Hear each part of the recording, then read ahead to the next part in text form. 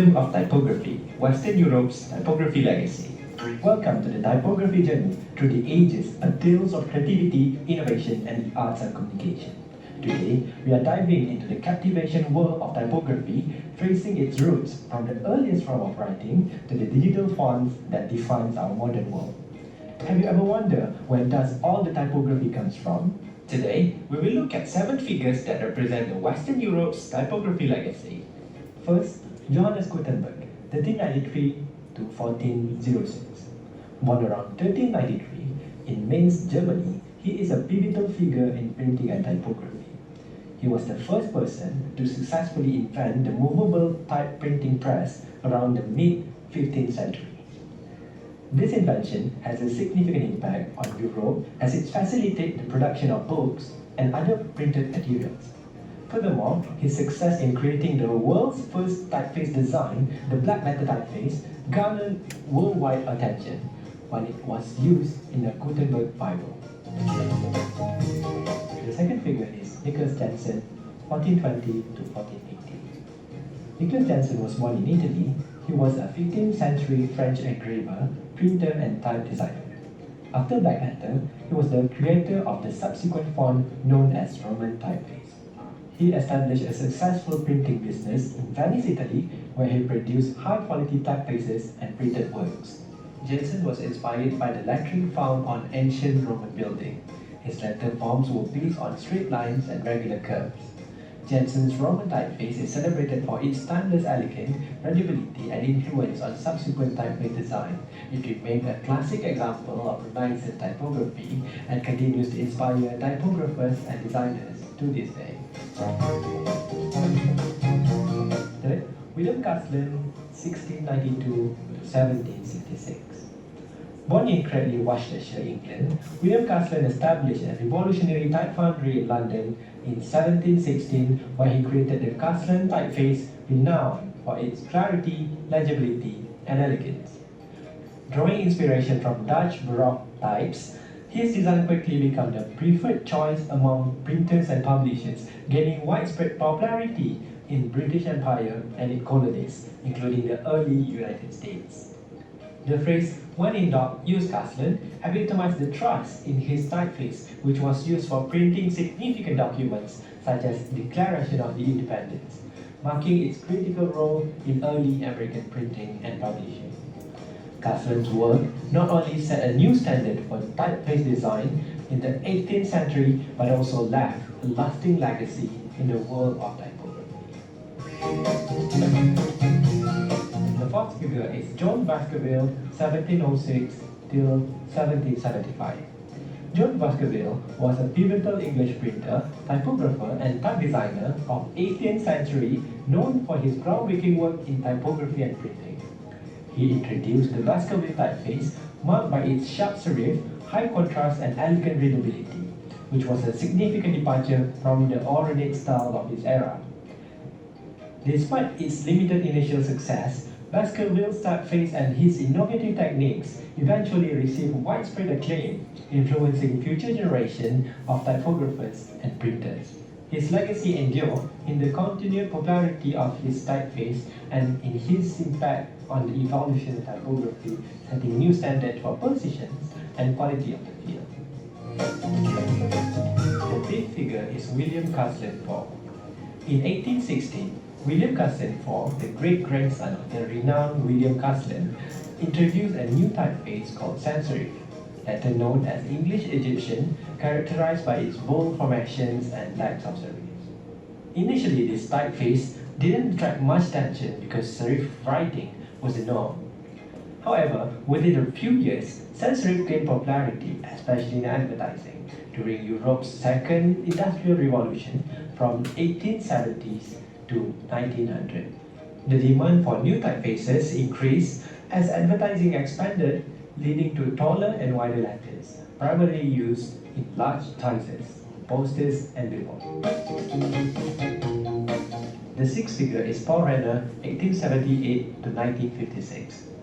Paul Renner, a German graphic designer, type designer, and educator, is the best remembered for his creation of the Futura typeface, which became an icon of modern typography.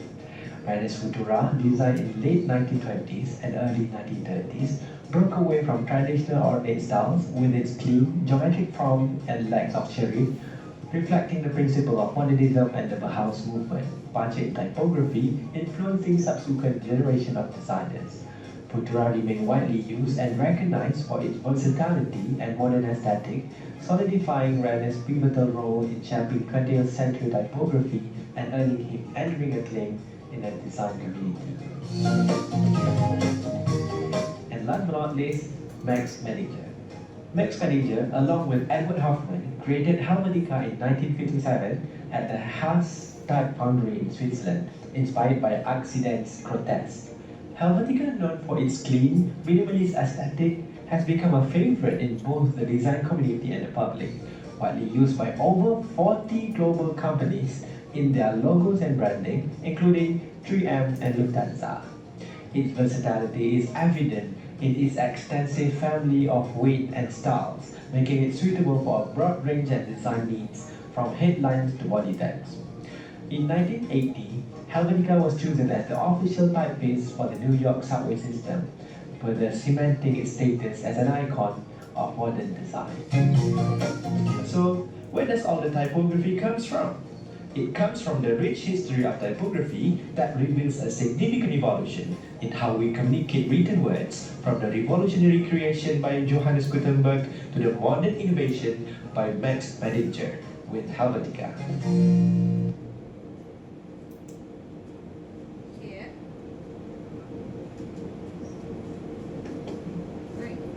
Here's some of the visuals that you've seen just now. Okay. Your friends dah presented last week. So ni kita refresh balik what we have done. Yeah.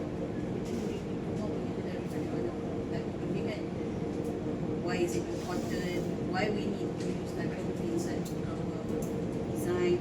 Yeah.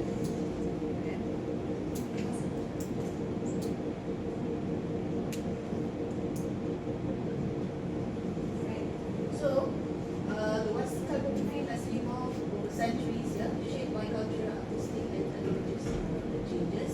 So, typography is crucial in design because it directly impacts, in terms of the readability, legibility, communication, that falls under visual communication tadi, right? Okay. So, effective typography enhances visual hierarchy. You all dah belajar elements and principle of design, right? So, guides the viewer's eyes and helps convey specific tone and mood, right? It also vital for brand identity, accessibility, and creating cohesive and professional look towards your punya layout, design, any creative work that you produce. Okay? So, kita tengok tadi balik, right? First Roman inscription use capital letters with elegant serif. Ini tadi siapa yang cipta tadi? Roman typefaces. Baru tadi. Siapa tadi? Was it? Nice. Johannes Gutenberg tadi apa? He created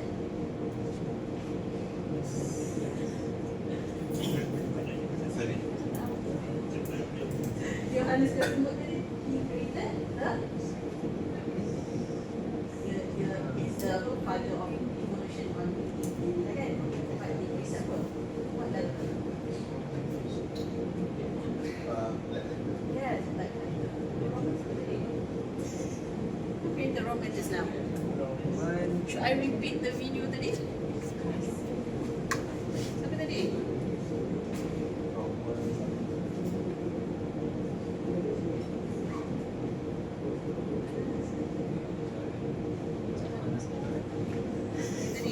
Nicholas Jensen was born in Italy. He was a 15th century fragmentist Nicholas Jensen.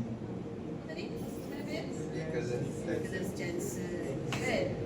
So basically, the design that he created, the typography, was inspired by the what is it? Inspired by the Pillar of yes, the Roman pillar. Good. right? So they take the aesthetic of the shape of the readers tu as ini lah, as subject matter, right? Okay, so contoh kat sini Trajan column ni, tapi ni is the typographer by siapa nama dia ni? So Carol Tomley ni ya, yang created Trajan column ni, right? Tapi ni baru lah. Yeah. And then for Roman description ni, dia semua uppercase, there's no lowercase ya, right?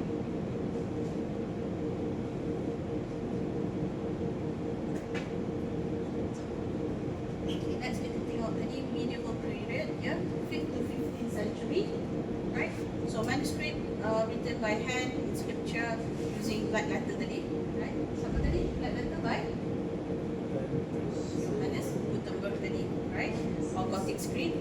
So mainly the text used for religious or scholarly text, yeah. And then we have Renaissance printing revolution, 15th to 16th century. Kita ada Johannes Gutenberg ni tadi, right? A German inventor tadi kan, printer and goldsmith, yeah. Invented the movable type tadi. Type tadi you nampak kan, the machine inside the video tadi, right? So best known for introducing movable type printing, yeah. And then his movable type ni, yeah, uses movable metal type, yeah, individual letters cast in lead-based alloy, yeah, oil-based ink, yeah, and then screw press. So printing, from printing buat benda ada screw press tu kan, dia press with the ni supaya it compresses the printing print to the paper tadi ya. So this is what he print during his time, yeah. Gutenberg Bible, yeah, also known as the 49 Bible.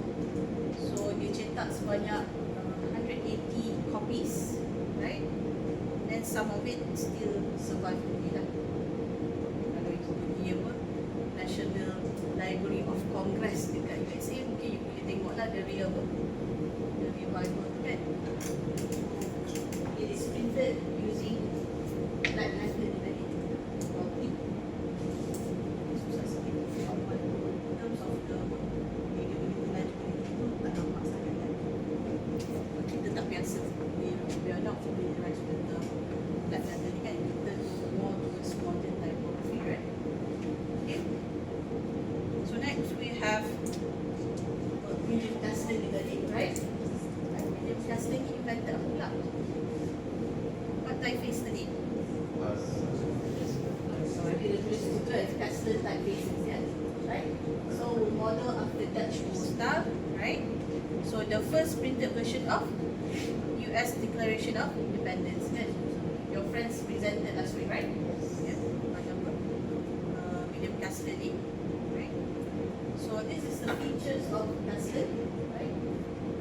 So you ada bracketed serif, under serif typefaces, yeah, moderate contrast between thick and thin, yeah, and then it is more towards warm and humid is thin, right? So here the bracket, yeah, serif font, yeah.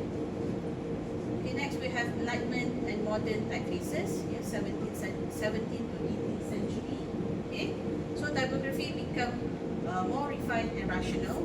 So John Baskerville developed, yeah, Baskerville typefaces, right? So he played major role in development of transitional typeface, yeah. So bridging the gap, yeah, between old style and modern style. Kalau old style tadi apa? So itulah kan, black letters, the Roman, okay.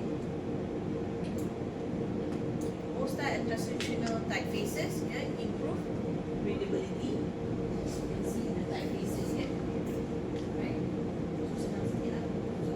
Readability and legibility tadi, yeah, easy to read, okay.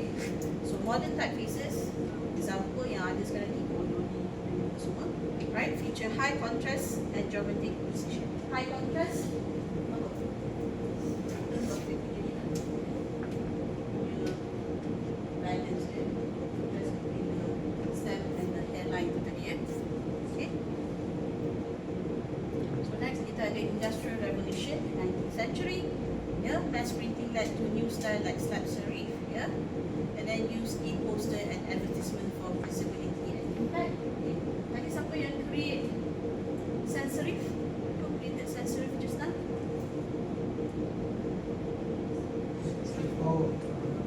Created. Sama kan? Tapi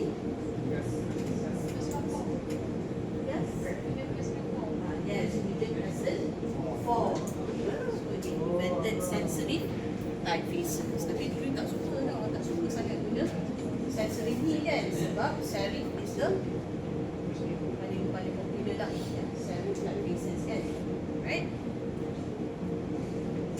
This one, yeah. William Caston, yeah, was the great grandson of original William Caston. So repeat nama ya, nama sama, right? Founder of the famous Caston Type Foundry in England. Yeah, it is best known for creating the first sans serif typeface to be used, to be issued by the Type Foundry. Yeah. So it started out with 2 lines English Egyptian, right? So this was the first documented sans serif typefaces lah tadi yang English. Yeah.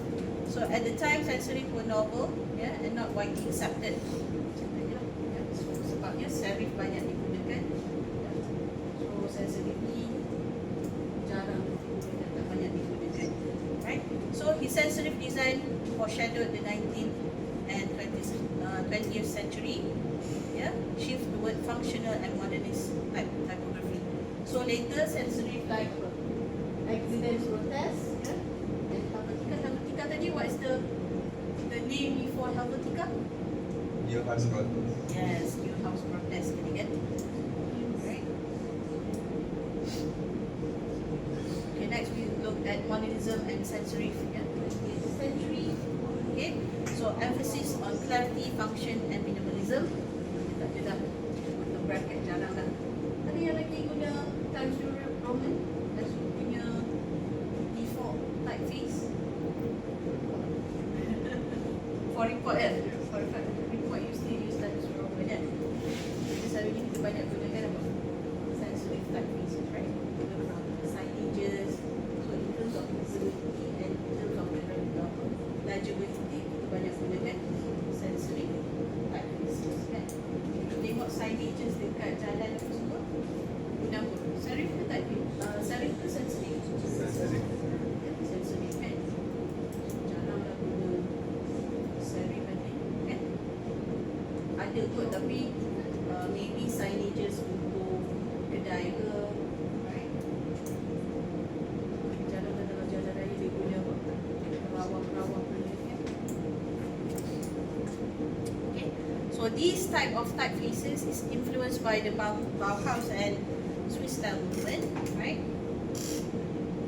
So you tengok dari sini, Renaissance world help shape the international typographic style, yeah, and inspire countless modern typefaces. Untuk genre apa? For genre apa? Futura kan? Selain pada Futura, apa lagi? Tak ada dah. Tak ingat dah semua kan? Right? Okay, next we have Max Miediger, right? 1910 to 1980 was a Swiss typeface designer, yeah, that's known for Helvetica, right? So Helvetica is one of the most popular and enduring typefaces ever created. Dia macam jadi overused, kan? Kalau Helvetica ni, at one point semua Helvetica, poster design Helvetica, signages Helvetica, advertisement using apa?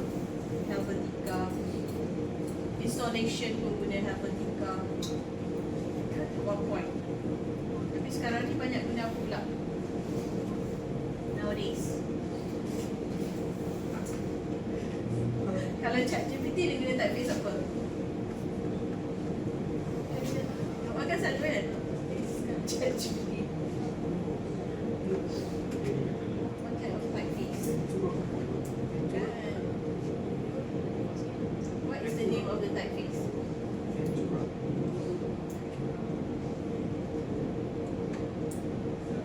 Nanti check lah, Aptos kan? Aptos ke apa? Dia macam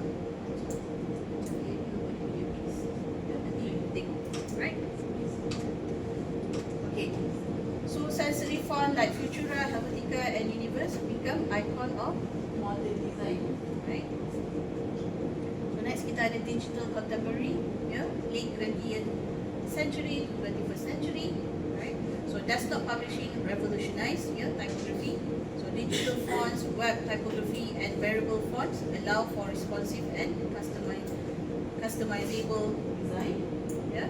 And then accessibility, legibility, and screen optimization are key in modern typography. So, maknanya all the elements that you learn by seeing the motion graphics tadi, by what I explained just now, you can implement towards you punya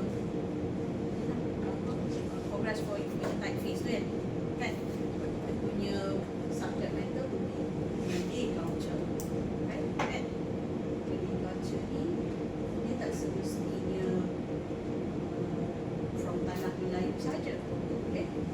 Right? So dia Nusantara kan? So maybe some from Thailand, some from Philippines, some from Indonesia, kan? Daripada Australia ke, Melayu juga kan? Kalau dekat Australia, only Cocos kan? Cocos Island, right? So kan, macam contoh kan, kalau you pilih subject matter ketupat for example kan? So there's a lot of type of ketupat yang ada kan? You ada ketupat palas, and then you have ketupat ketupat ni kan, bentuk kan? And ketupat biasalah yang empat segi tu. So macam ni, ada yang guna daun pandan, ada yang guna daun pisang. Tapi daun pisang tak ada, daun tu mungkin panggil kalau daun malas, daun kelapa. Yeah. Okay.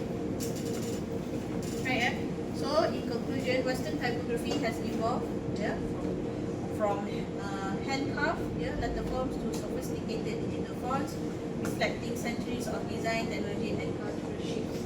Yeah. Kalau dulu have to apa?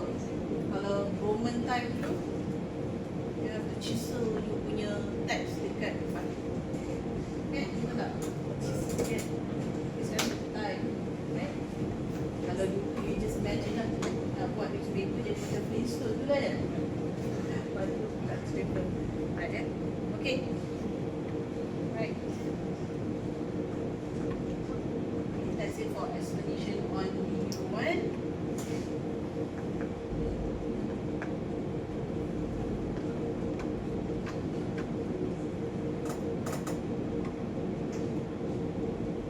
Lepas tu, kabut. So, I press the link.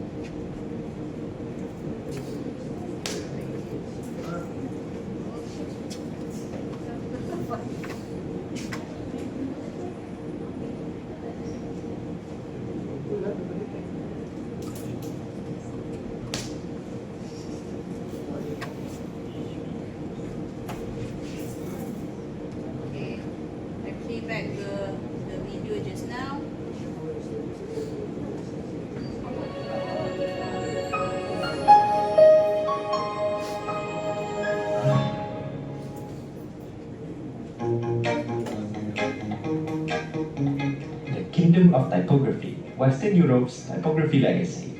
Welcome to the typography journey through the ages, a tales of creativity, innovation, and arts and communication. Today, we are diving into the captivation world of typography, tracing its roots from the earliest form of writing to the digital fonts that defines our modern world. Have you ever wondered where does all the typography comes from? Today, we will look at 7 figures that represent the Western Europe's typography legacy. These are the seven figures tadi, right? Nicholas Jensen, William Caston, Alice Gutenberg, William Caston Four, yeah, nice picture. Nice picture. We have Paul Reynolds. John Baskerville. Yes. First, Johannes Gutenberg, 1393 to 1406. Born around 1393 in Mainz, Germany, he is a pivotal figure in printing and typography.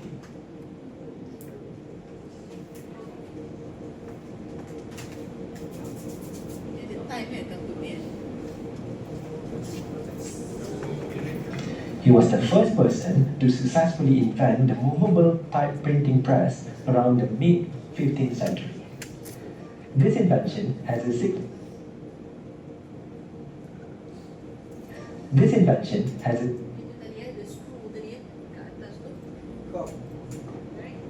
significant impact on Europe as it facilitated the production of books and other printed materials. Furthermore, his success in creating the world's first typeface design, the black letter typeface, garnered worldwide attention when it was used in the Gutenberg Bible. The second figure is Nicholas Jensen, 1420 to 1480. Nicholas Jensen was born in Italy. He was a 15th century French engraver, printer, and type designer. After black letter, he was the creator of the subsequent font known as Roman typeface.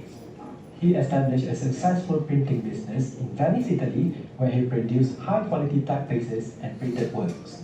Jensen was inspired by the lettering found on ancient Roman buildings. His letter forms were based on straight lines and regular curves. Jensen's Roman typeface is celebrated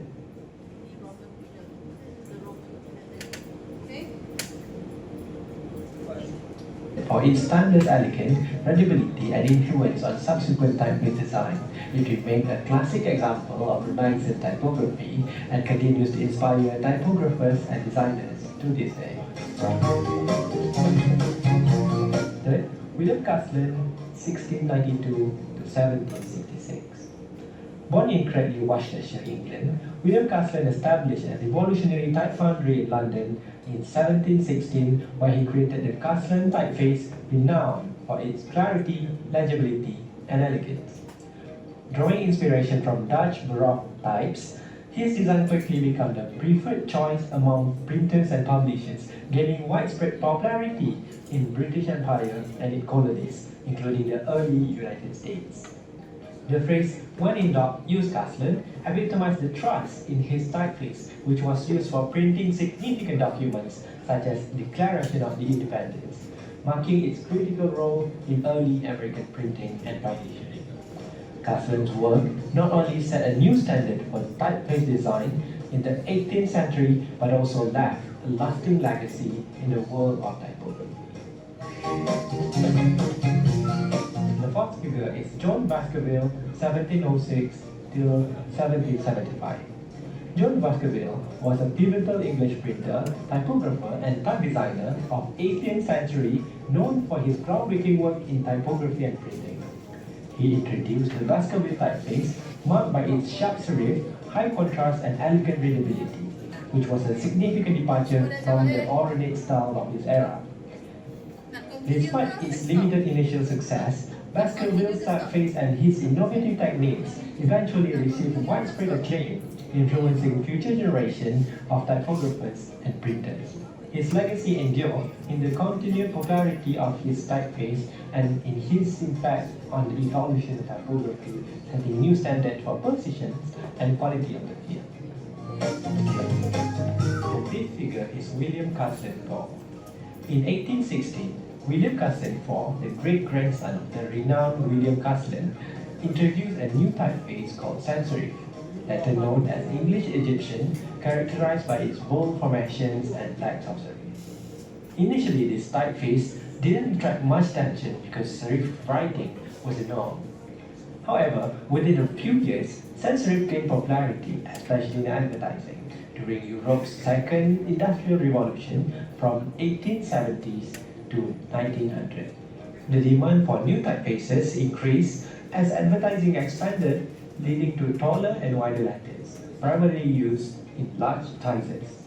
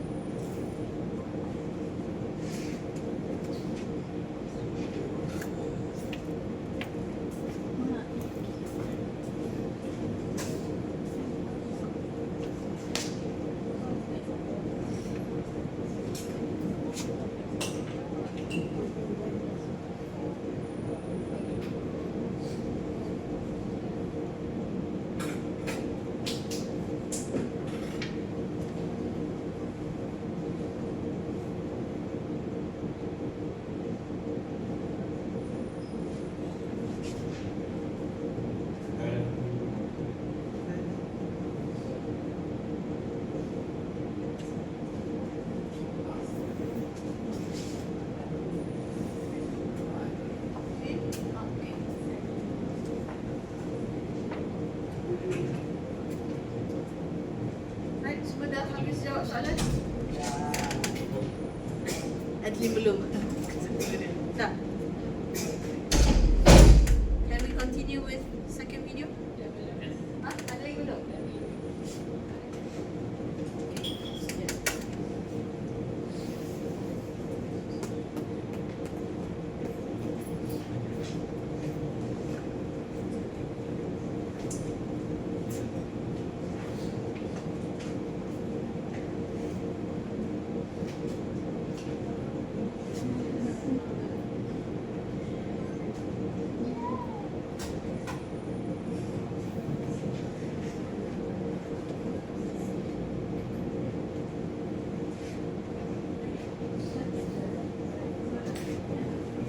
So we continue with. Kena buka window sekejap eh.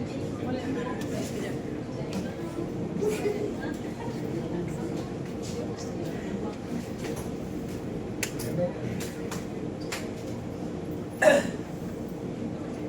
Ya. Cepat.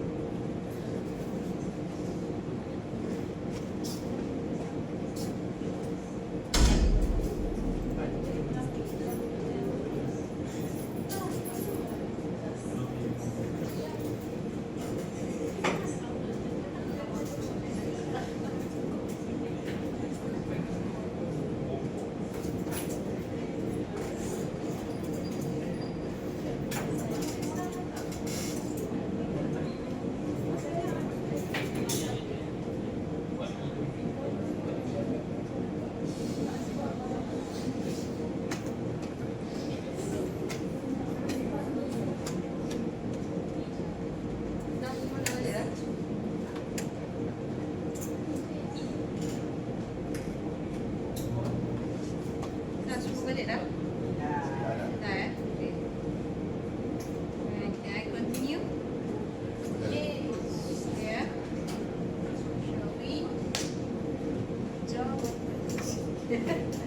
Yeah.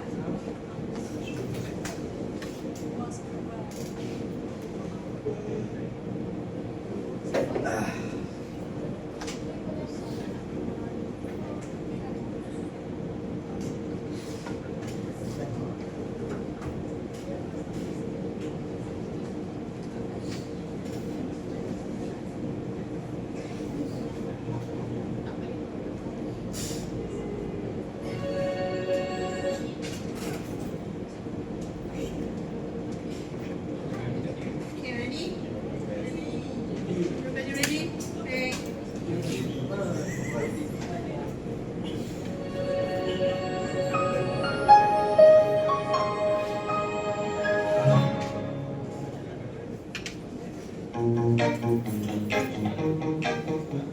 The Kingdom of Typography, Malaysia's Typography Legacy. Are you good at reading and writing in Jawi script?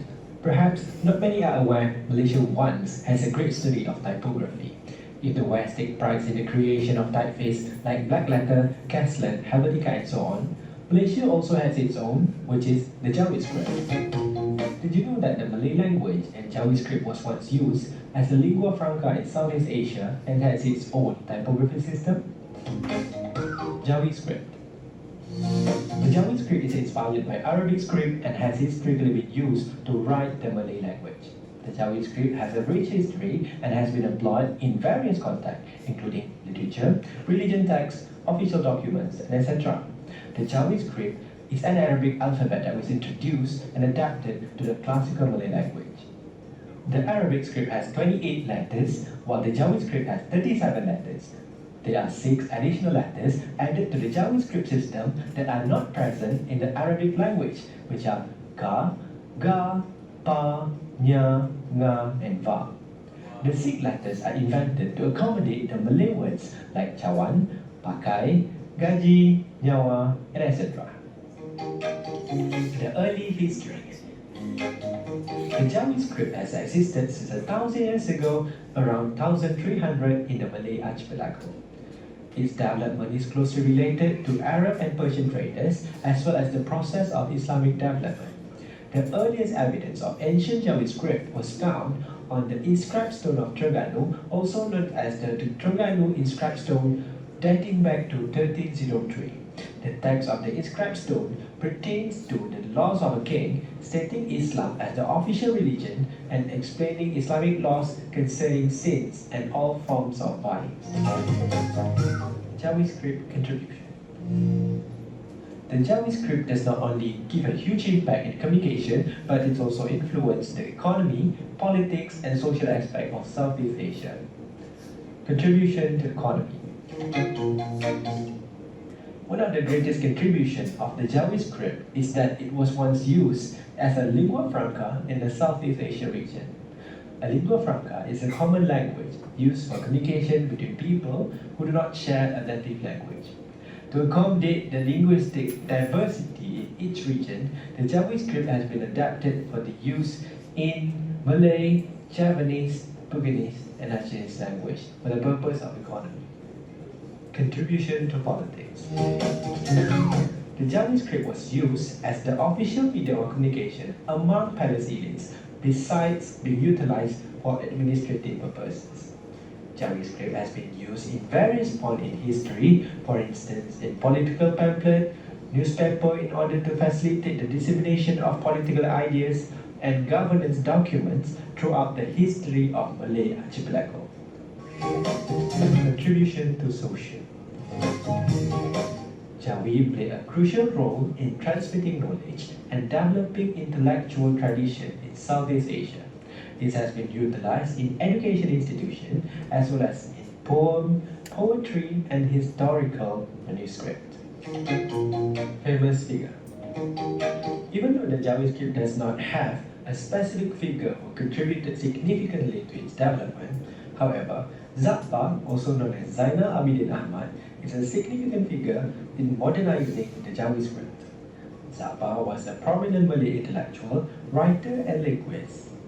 Zainal Abidin Ahmad made significant contribution to the preservation and promotion of Jawi script, particularly through his effort in research and education. His work has helped to revitalize interest in Jawi script among Malaysians and ensure its continued relevance in contemporary society. Impacts of British colonization. The colonization of British territories significantly impacted the Jawi script, leading to its gradual decline due to the promotion of Roman letters or English as a dominant language in administration, education, and economy. British educational policies and the introduction of modern printing technology favored English, reducing the learning, usage, and the dissemination of Jawi script materials. These shifts, alongside legal and cultural changes, marginalized Jawi's official and cultural significance. Despite these challenges, the launch of the Jawi edition of Utusan Melayu newspaper on September 1, 1939, known as Jawi Utusan, marked a significant effort to preserve the script usage among Malay-speaking communities. Impacts of Jawi script on current generation. Understanding the rich cultural heritage and the significance of the Jawi script is crucial for current generation, especially graphic design students, as it enriches their cultural appreciation, inspires design creativity, and fosters a multicultural perspective in typography. By delving into the origins and the development of Jawi script, students gain insight into Malay culture and identity while also contributing to the preservation and promotion of the cultural heritage through their design work. Conclusion. The Jawi script, rooted in a 1,000-year-old history, stands as a testament to Malaysia's rich cultural heritage and linguistic diversity. Despite facing challenges from British colonization and the ascendancy of English, its legacy endures, fostering a deeper understanding of Malay identity and serving as a source of inspiration for modern graphic design. Preserving and promoting the Jawi script not only honors Malaysia's past, but also enrich the contemporary typography, cultivating a multicultural perspective and fostering creativity in typefaces.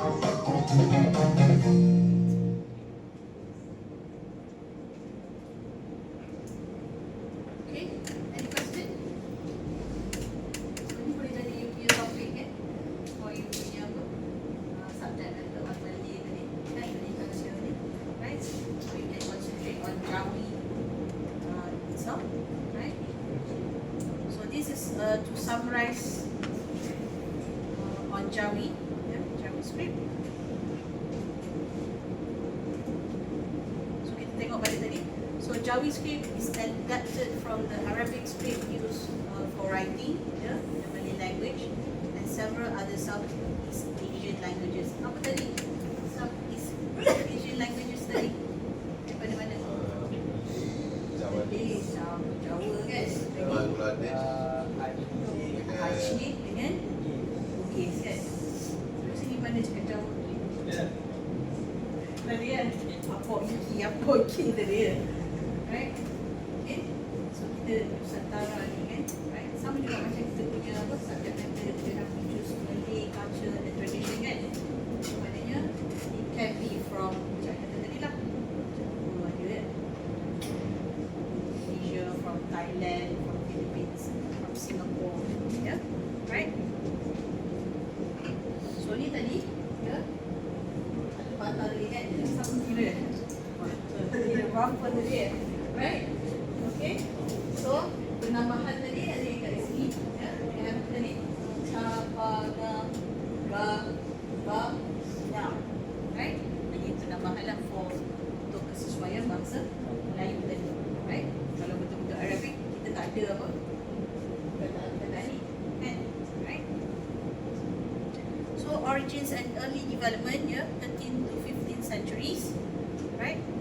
So introduced through Arab and Indian Muslim traders and missionaries, ya, initially used for religious purposes, ya, Quran text, prayers and Islamic teachings. So early inscription, ya, tentu batu surat tebal ini, right? Okay, so among the oldest known uses of the Jawi script, right? So the stone contains inscription written in Jawi script, yeah, adapted Arabic script for Malay, right? So tertulis use of Islamic laws, yeah, in terms of prohibition of wrongdoings, yeah, macam mencuri, ya, zina, kan, macam hudud ya, kalau Islamic laws punya ni kan, and then promotion of justice, yeah, establishment of Islam as the guiding law of tanah Melayu pada masa itu, right? And then golden age of Malay literature, 16th to 19th centuries, yeah, widespread of use of the Malay sultanates, yeah, Malacca, Johor, Aceh, etc. Right? Development classical Malay literature, yeah, gayat, syair. Siapa-siapa kat sini boleh bersyair? Pada sini pandai tulis Jawi. I think people from state of Johor pandai calligraphy kan, pandai buat hot. Pandai tak? Okay, sikit-sikit ya. Right? So Jawi become the official script for court documents and literature, yeah. Flourished in Islamic schools, yeah, especially in sekolah pondok or in madrasah, yeah. Mesti use Jawi. Tapi belajar lah yang mana tak familiar with Jawi, and then senang je, right? Kita how to describe the Jawi punya name, right? So next kita ada colonial period 19th and early 20th century, yeah, for instance, the Latin script used by European colonizers, yeah, and then printing presses began to use Jawi text, yeah, religious books, apa lagi, newspapers like Jawi Peranakan in Singapore. Kalau kita tadi Jawi Putusan, right? Okay, and then usage declined gradually due to colonial education policies, yeah, sampai sekarang lah, kan? Me, right? Adaptation from English language tadi lah, right? Okay, next we have modern era and preservation efforts, yeah, mid 20th century and present. Okay, so post independence, yeah, Latin script, ini tadi, yeah, became dominant in Malaysia, Brunei and Indonesia. Yeah. Okay, so Jawi retained official status in Brunei and remain in Malay Islamic text. Okay. Ada lagi ke buku teks Jawi? Ada lagi? SRA. Ada? Oh, yelah. Ada kelas dia apa? Itu SRA kan? SRA dengan kalau kat sekolah pendidikan Islam still ada. Tapi yang kelas apa sekolah agama tu still ada juga. Tapi sekolah mereka tak ada lah kan? Sekolah yang dah Arab tu ada. Ya, Arab ya. Macam mak dia macam seperti lah nak belajar belajar dia tak ada macam requirement for you to take dua kan? Tapi dekat kisah sekolah Islam kan lagi ya kan? Dia kena ni kan? Wajib lah kan? Yes, standard 1 standard 6. Okay? So revived interest in cultural and religious heritage has led efforts in Jawi education and digital preservation. So you can see example here, right? Some advertisement, yang ni larger advertisement that uses Jawi expression. Yang ni baru lah. Mostly Jawi ni still digunakan advertisement dekat ni lah, dekat Kelantan and the state of Kelantan dan Terengganu. And then in terms of visual pun berbeza juga. Kalau dekat KL apa semua, so kebetulan ada advertisement wanita tu tak ada pakai kuku. Tapi kalau Kelantan dan Terengganu dia pakai kuku. Plus dia ada tulisan Jawi. Dia lain sikit, berbeza sikit. Macam punya advertisement, they have the rules and regulations, so it is different between yang dekat KL Perak dan sebagainya. Kelantan Terengganu dia berbeza.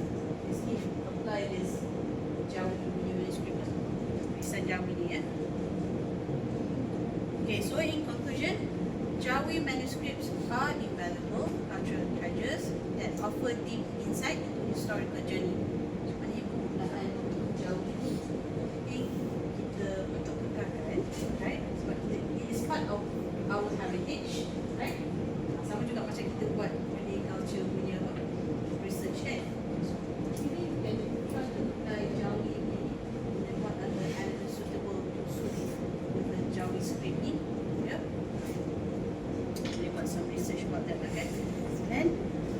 safeguarding Jawi, we not only protect a form of writing, yeah, but also honor a rich heritage that bridge the past and present of the Malay Muslim identity.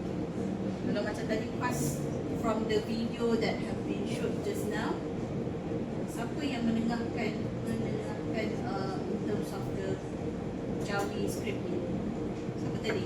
Saya dah Kita punya nickname dia, nama panel dia Zafar, kan? Right? Cara baca buku Zafar ni kan?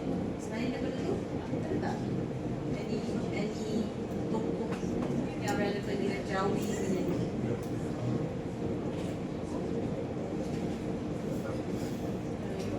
Familiar lah. Zafar je yang you are familiar. Okay. Alright. Kan? Selalunya kalau macam penulisan Jawi ni banyak kitab kan, sekolah-sekolah pondok, madrasah. Tapi kita boleh revolution kan? Kan? With the trending nowadays, kita applykan untuk Jawi ni kan? Use of typography. Katalah history design FYP for example kan? Jadi kan, Coca-Cola tadi kan? Kalau local product, kalau bahan apa? Produk pigment. Housebroom aja. EST pun tak rasa. EST kan. Katalah EST Cola Housebroom tu, instead of using Rumi punya ni, rumah guna apa? Tulisan Jawi. Even Chinese pun tahu apa? Tulisan Jawi kan, kaligrafi tu yang setengah tu. Sekolah kebangsaan, dia tahu dia lah. Jawi punya ni. Right. Okay. Any question? Ada apa soalan? Yes? Tak ada? Should I replay balik the montage before you start the quiz? Ke tak payah dah? So you want to start with the kabut? Right?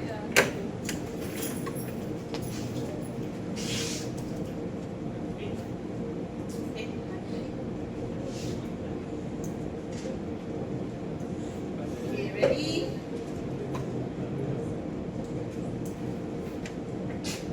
Okay.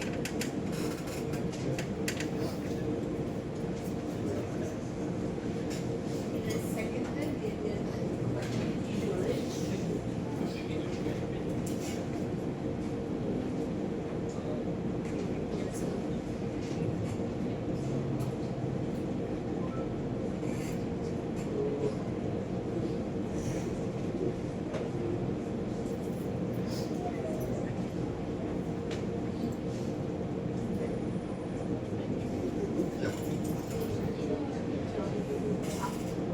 Afterwards. After Jawi.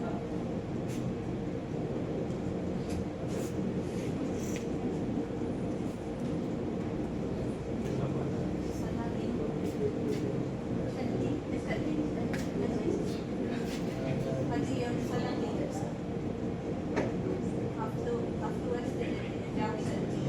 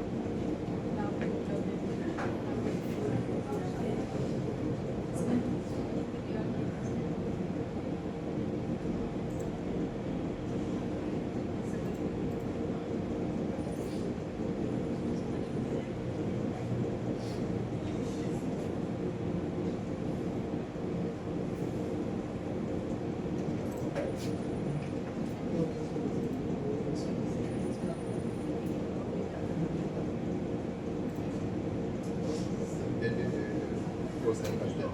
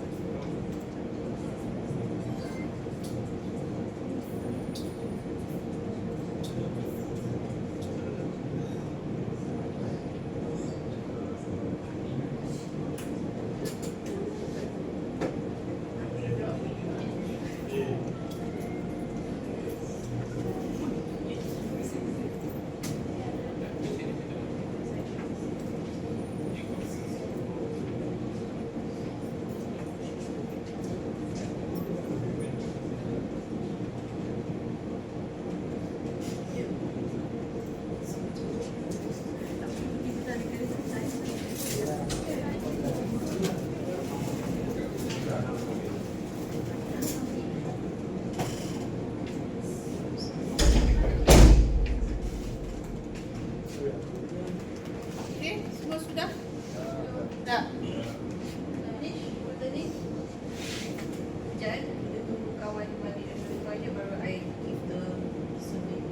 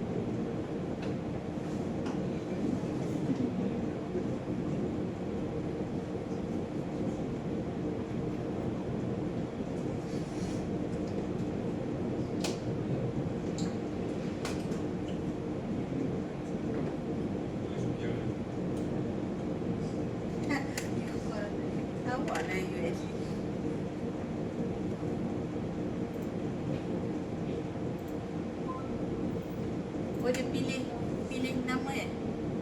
Mana admin tu ni? Dia pilih ni. Dia pilih kan? Saya pilih.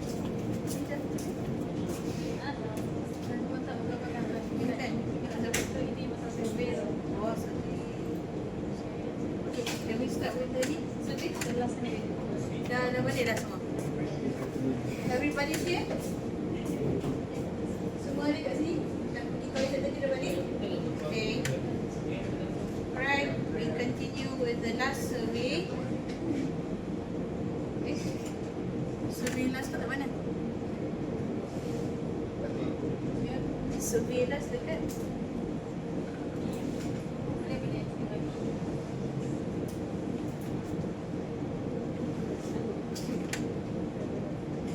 Tu Admin dah share dah. Admin share dekat group. Okay, let's click the link.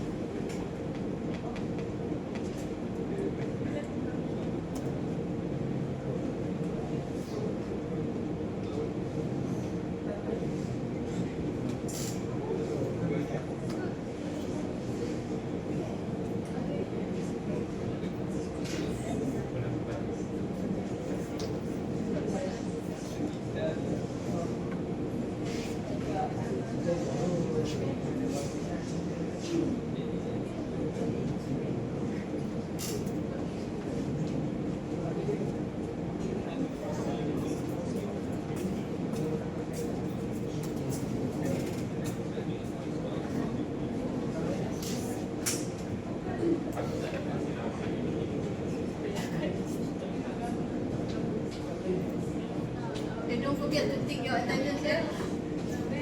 Attendance dekat your future. Okay, semua dah habis jawab survey?